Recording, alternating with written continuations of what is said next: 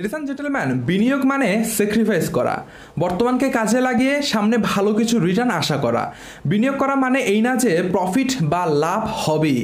বিনিয়োগের অন্যতম বৈশিষ্ট্য ঝুঁকি গ্রহণ করা এবং ঝুঁকি বিশ্লেষণ করে ভালো লাভ প্রত্যাশা করা। আপনি যেই খাতে বিনিয়োগ করেন না কেন, কিছু বিষয় মাথায় রাখতে পারলে বিনিয়োগের মাধ্যমে লাভবান হওয়া যায়। আসুন জানার চেষ্টা করি বিনিয়োগের পূর্বে কোন তিনটি গুরুত্বপূর্ণ সিদ্ধান্ত আমাদেরকে নিতে হবে। Number 1, investment decisions. Investment decisions বা বিনিয়োগ সিদ্ধান্ত মানে হচ্ছে আপনার জন্য থাকা বিভিন্ন অপশন থেকে সেরা বিনিয়োগের মাধ্যমটি খুঁজে বের করা।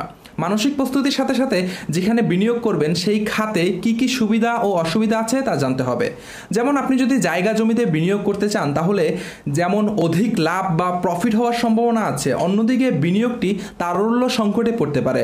যেমন জমিটি বিক্রি করতে চাইলে সাথে সাথে গ্রাহক নাও পাওয়া যেতে পারে। আবার যদি আপনি শেয়ার বাজারে বিনিয়োগ করতে চান তাহলে এখানে কি কি সুবিধা ও অসুবিধা আছে তা আপনাকে জানতে হবে। মূল কথা, বিনিয়োগে আসার আগে কোথায় বিনিয়োগ করছেন সে সম্পর্কে বিস্তারিত তথ্য জানতে হবে। Number 2, financial decisions. Financial decisions বা আর্থিক সিদ্ধান্ত যে কোনো বিনিয়োগের জন্য খুবই গুরুত্বপূর্ণ। আর্থিক সিদ্ধান্তের মূলে রয়েছে আপনি কত টাকা কত দিনের জন্য বিনিয়োগ করতে চান তা স্পষ্ট করা। নিজের জন্য দরকারি সকল খরচ বাদ দিয়েই আপনাকে বিনিয়োগে আসতে হবে। এখন আপাতত 2-3 মাস আপনার কাছে কিছু টাকা আছে, তাই ভাবলেন এই 2-3 মাস টাকা অলস না রেখে বিনিয়োগ করে রাখি। এটা খালি চোখে ঠিক থাকলেও বিনিয়োগের বেলায় ঠিক নেই, কেননা আপনি নিশ্চিত না আপনার ক্রয়কৃত সম্পদের এই 2 থেকে 3 মাস পর ফিউচার ভ্যালু কমেও যেতে পারে। তাই আপনাকে বিনিয়োগের জন্য দীর্ঘমেয়াদী বিনিয়োগ সিদ্ধান্ত নিতে হবে, যা কমপক্ষে 1 বছর। এছাড়া অনেক সময় লোন করে অনেকে বিনিয়োগের সিদ্ধান্ত নিয়ে থাকে। এটা সবসময় দোষের কিছু না। যদি আপনি মনে করেন লোন করে বিনিয়োগ করার পরও আপনার কাঙ্ক্ষিত ফলাফল ভালো আসতে পারে তাহলে আপনি চাইলে লোন করতে পারেন, তবে অবশ্যই ভালো করে গবেষণা করে এই সিদ্ধান্ত নিতে হবে। বিনিয়োগের জন্য প্রায় অনেক সময় অনেক প্রতিষ্ঠান বা অনেক কোম্পানি লোন করে থাকে, যা তাদের জন্য হয়তো মঙ্গল, অপরদিকে সাধারণ বিনিয়োগকারীদের জন্য মঙ্গল নাও হতে পারে। Number 3, distribution decisions. এটি এমন একটি সিদ্ধান্ত যা আপনাকে আর্থিক স্বাধীনতা এনে দিতে পারে। ডিস্ট্রিবিউশন ডিসিশনসের মানে হচ্ছে আপনি বিনিয়োগের মাধ্যমে যেই কাঙ্ক্ষিত ফলাফল অর্জন করতে পেরেছেন সেই ফলাফল কোথায় কিভাবে খরচ করবেন তা বোঝায়।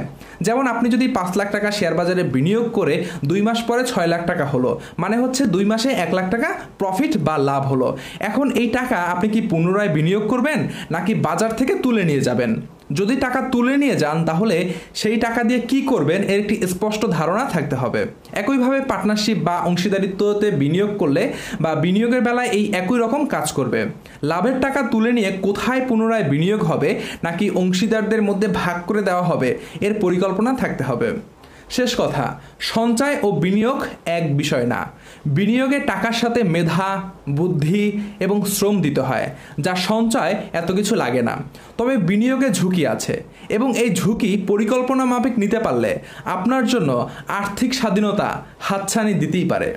এই ছিল আজকের ভিডিওটি সম্পর্কে আপনার মতামত কমেন্ট বক্সে তুলে ধরার আহ্বান জানাচ্ছি। ব্যবসা বাণিজ্য, শেয়ার বাজার সহ টাকা পয়সা রিলেটেড ভিডিও পেতে চ্যানেলটি সাবস্ক্রাইব করে রাখতে পারেন।